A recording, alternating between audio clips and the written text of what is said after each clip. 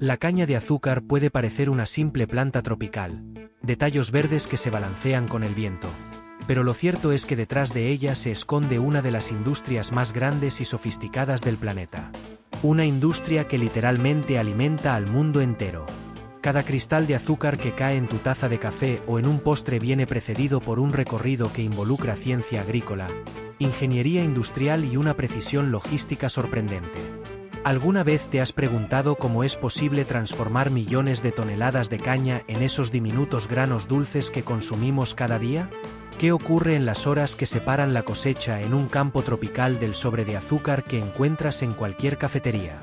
Y lo más curioso, ¿cómo puede aprovecharse absolutamente cada parte de esta planta, incluso lo que parece un simple desecho? El viaje comienza mucho antes de que las máquinas entren en escena.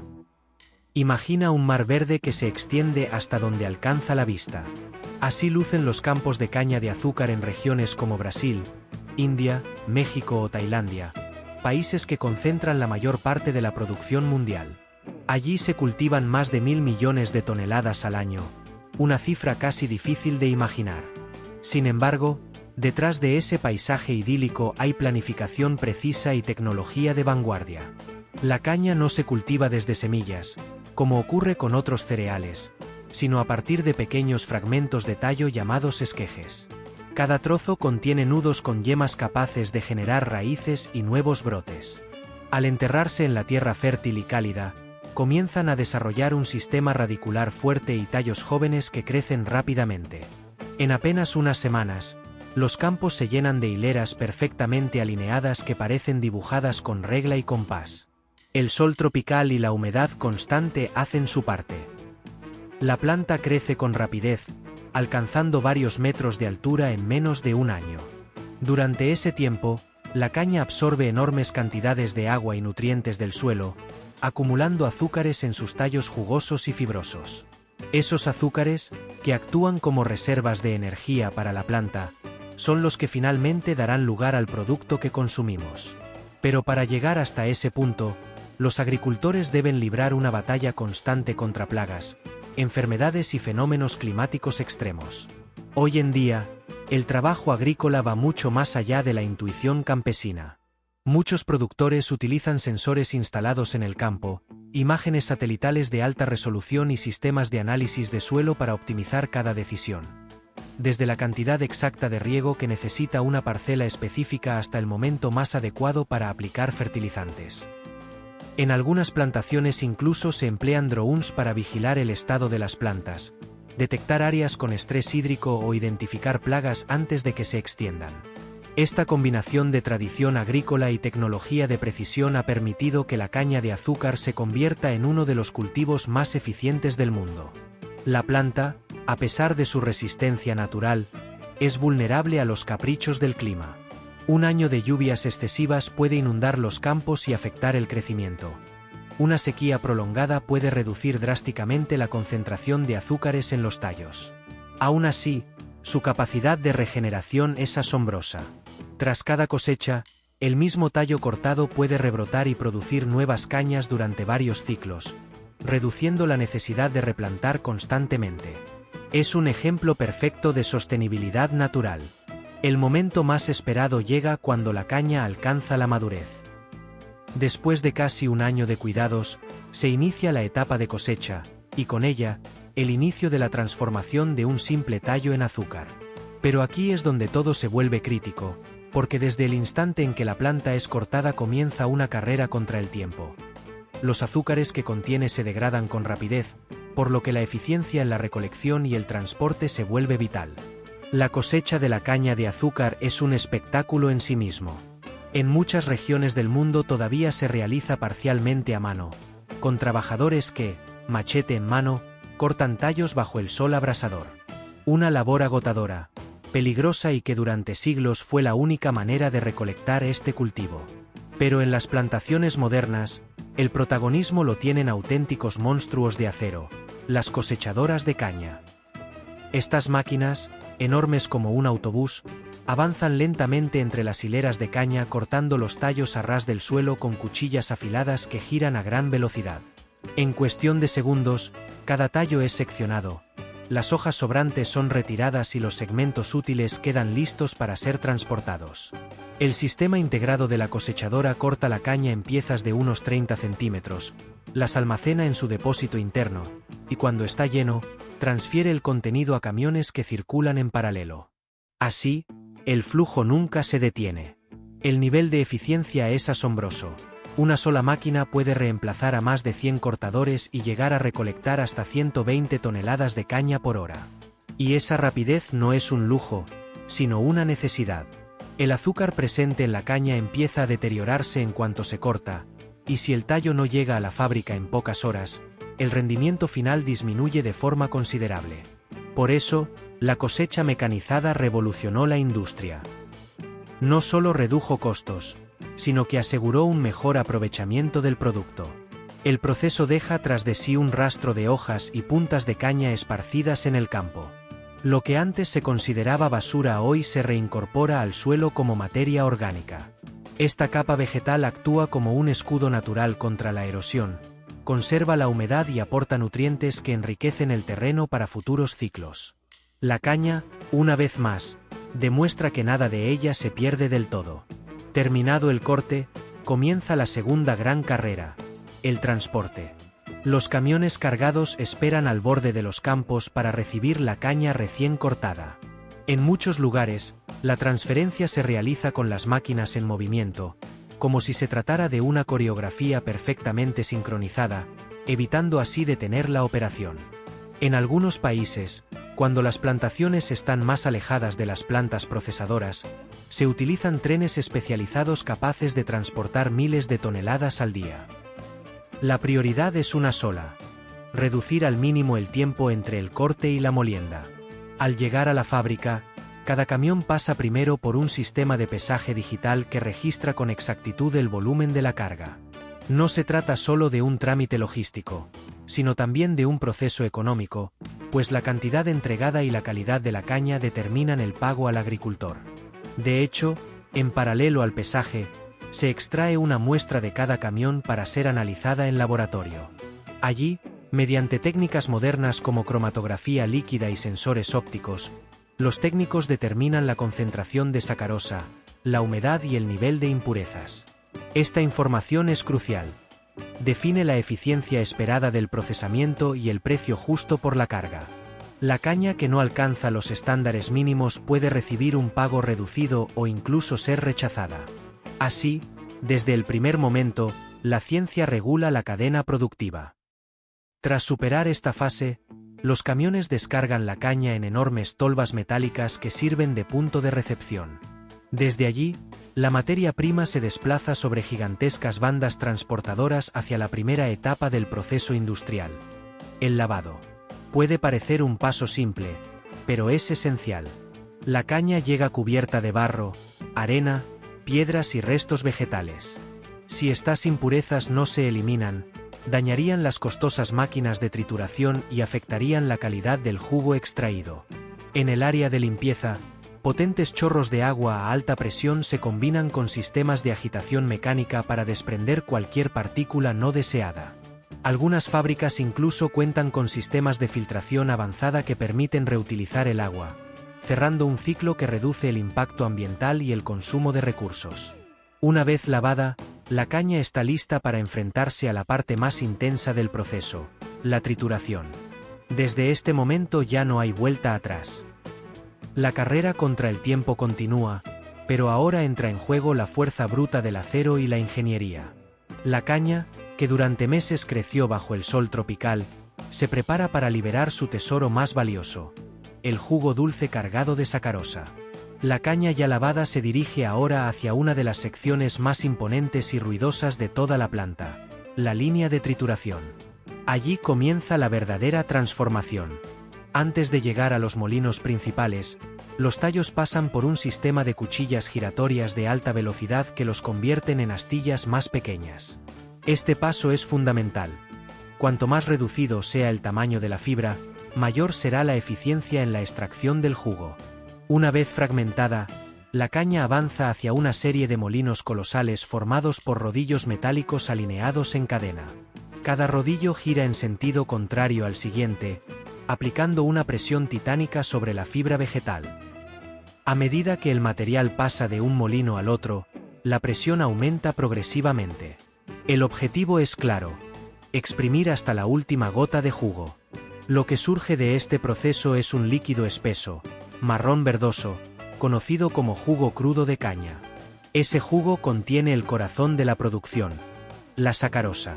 Pero también está cargado de impurezas, restos de tierra, fibras microscópicas y compuestos vegetales. Al mismo tiempo, de los rodillos no solo sale líquido. También queda atrás el bagazo, una masa fibrosa, seca y aparentemente inútil. Sin embargo, en la industria azucarera moderna, el bagazo es un tesoro. En lugar de desecharse, el bagazo se convierte en biocombustible. Enormes calderas lo consumen a altísimas temperaturas, generando vapor. Ese vapor alimenta turbinas que producen electricidad y también provee el calor necesario para los siguientes pasos de evaporación y cristalización. Gracias a esta estrategia, muchas fábricas son autosuficientes energéticamente, y algunas incluso generan excedentes que se venden a las redes eléctricas locales. Así, la caña no solo da azúcar, también ilumina ciudades y mueve industrias. El aprovechamiento del bagazo es tan eficiente que se ha convertido en un ejemplo de economía circular. Una planta azucarera típica puede generar la totalidad de la energía que consume y aún aportar a la red eléctrica de su región. De este modo, el residuo se transforma en motor del propio sistema. Y el bagazo no se queda solo en energía. En algunas instalaciones se convierte en materia prima para papel, cartón o incluso productos biodegradables como platos y vasos compostables. Pero volvamos al jugo. Para extraer aún más sacarosa, entre los rodillos se aplican duchas de agua caliente en un proceso llamado imbibición. Este paso ayuda a diluir el jugo restante en la fibra y permite recuperar un porcentaje extra de azúcar que de otro modo se perdería. Una vez exprimido al máximo, el jugo resultante se canaliza hacia tanques de purificación. Antes de entrar a la siguiente etapa, este líquido espeso puede pasar por filtros adicionales que eliminan partículas gruesas. Luego comienza un proceso químico decisivo, la clarificación. Al jugo se le añade cal hidratada. Esta no solo neutraliza la acidez, sino que también hace que las impurezas se agrupen en partículas más grandes que se hunden fácilmente. La mezcla se calienta y se transfiere a gigantescos tanques de sedimentación donde, poco a poco, el líquido se separa del lodo. Lo que queda en el fondo es un residuo cargado de minerales y materia orgánica que, lejos de desperdiciarse, regresa a los campos como fertilizante natural. El ciclo de la caña, una vez más, se cierra sobre sí mismo. El líquido que queda arriba, ya clarificado, tiene un color más limpio y un sabor dulce pero todavía demasiado acuoso para convertirse en azúcar. Es aquí donde entra en juego uno de los sistemas más complejos y fascinantes de la ingeniería industrial: los evaporadores de múltiple efecto. Se trata de una cadena de recipientes conectados, cada uno trabajando a una presión menor que el anterior. El jugo se calienta en la primera cámara, y el vapor que allí se genera sirve para calentar la segunda, y así sucesivamente.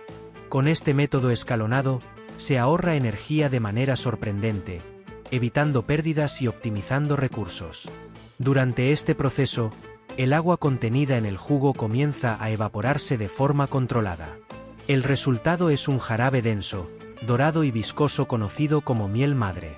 Su consistencia recuerda a la miel de abeja y su aroma es cálido, con notas que evocan caramelo tostado. Este jarabe representa el puente entre el líquido azucarado y los cristales sólidos que todos conocemos. En este punto, la caña ya ha recorrido un largo camino. Del campo a la fábrica, de la fibra al jugo, del jugo al jarabe. Pero aún falta el paso más delicado y fascinante: la cristalización. Aquí es donde la química, la física y la paciencia trabajan juntas para convertir el jarabe espeso en cristales perfectos de azúcar. El jarabe dorado, espeso y brillante que salió de los evaporadores está listo para vivir la transformación más delicada: la cristalización. Puede sonar simple, pero es uno de los pasos más complejos y controlados de todo el proceso.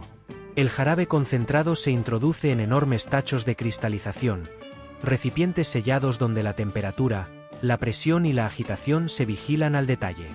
Allí se añaden diminutos cristales de azúcar puro, conocidos como semillas. Estos pequeños núcleos actúan como el punto de partida sobre el que la sacarosa disuelta comienza a depositarse poco a poco. El crecimiento de cada cristal es un acto de paciencia y precisión. Si la temperatura baja demasiado rápido, los cristales pueden deformarse. Si se agita en exceso, se rompen y el resultado es desigual.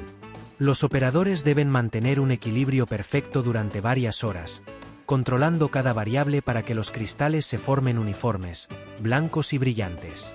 Al final de este proceso, lo que comenzó como un jarabe turbio se ha transformado en una mezcla sólida líquida. Cristales de azúcar bañados en melaza. Pero todavía falta una separación crítica. Esa mezcla pasa a las centrífugas industriales, enormes tambores que giran a altísimas velocidades. La fuerza centrífuga empuja la melaza hacia las paredes del tambor, mientras que los cristales quedan limpios en el centro. Dependiendo del grado de pureza deseado, los cristales pueden lavarse con vapor o agua caliente antes de salir de la máquina. Aquí es donde se define el tipo de azúcar. Si se busca un producto blanco refinado, los cristales se limpian completamente. Si se quiere azúcar moreno, se conserva parte de la melaza, lo que le da su característico color oscuro y sabor a caramelo. Los cristales aún húmedos son enviados a túneles de secado donde corrientes de aire caliente eliminan la humedad sin dañar su estructura. Después, pasan por sistemas de tamizado que los clasifican por tamaño. Desde el azúcar fino usado en repostería hasta el granulado que encontramos en nuestras cocinas. En este punto, el azúcar ya es perfectamente comestible, pero algunas refinerías van un paso más allá. En plantas de última generación, el azúcar se disuelve nuevamente, se filtra con carbón activado para eliminar cualquier traza de color y se vuelve a cristalizar, logrando una pureza de hasta el 99,9%. El resultado: esos cristales blancos perfectos que parecen brillar bajo la luz. Mientras tanto, la melaza extraída en las centrífugas también encuentra su propósito. Parte de ella se utiliza como ingrediente en la alimentación animal, otra se destina a la producción de etanol, un biocombustible con aplicaciones industriales y energéticas. Así, cada subproducto encuentra un lugar en el engranaje de esta cadena productiva. El último tramo del viaje ocurre en las áreas de envasado. Allí, en entornos completamente cerrados y estériles, el azúcar pasa por sistemas de pesaje automático que determinan con exactitud la cantidad que irá en cada bolsa. Dependiendo de su destino, puede envasarse en pequeños sobres individuales, bolsas familiares o grandes sacos industriales de 50 kilos. Las máquinas trabajan a velocidades impresionantes, cientos de paquetes por minuto, cada uno sellado herméticamente y etiquetado con datos clave como la fecha de producción, el lote y códigos de trazabilidad. Estos registros permiten seguir el recorrido de cada grano de azúcar desde el campo hasta el consumidor final. Los paquetes listos se agrupan en cajas, se colocan sobre palés y son enviados a centros de distribución. Desde allí, el azúcar inicia su segundo viaje, el que lo llevará a supermercados, restaurantes, fábricas de alimentos o directamente a puertos para su exportación. Lo que empezó como un tallo verde en un campo tropical se ha convertido en uno de los ingredientes más universales de la cocina global. Y la historia no termina ahí. La modernidad ha hecho que el bagazo, ese residuo fibroso que parecía inservible, sea hoy un protagonista silencioso. Con él se fabrican productos biodegradables como platos, vasos y bandejas que se degradan en menos de 90 días, sustituyendo al plástico de un solo uso. El lodo rico en nutrientes obtenido durante la clarificación regresa a los cañaverales como fertilizante natural. Incluso los residuos líquidos, como la melaza, dan vida a nuevas industrias de bioenergía. En el engranaje azucarero moderno, nada se desperdicia. Cada parte de la caña encuentra un propósito, cerrando un ciclo virtuoso entre agricultura, industria y sostenibilidad. Al final, lo sorprendente no es solo cómo se obtiene el azúcar, sino la eficiencia del sistema en su conjunto. Un engranaje colosal que mezcla tradición campesina, tecnología industrial, ciencia química y energía renovable. Desde los campos soleados hasta la cucharadita que endulza tu café, Lo cotidiano se convierte en un relato extraordinario de esfuerzo humano y precisión mecánica. La próxima vez que uses azúcar, quizás recuerdes que detrás de esos cristales blancos hay un viaje inmenso. Meses de crecimiento bajo el sol tropical, cosechas titánicas, molinos que exprimen cada fibra, calderas que generan energía y laboratorios que garantizan pureza. Todo un universo escondido en algo tan común como una cucharadita. Porque el azúcar, más que un endulzante, es la prueba de que la naturaleza y la ingeniería, cuando trabajan juntas, pueden crear maravillas.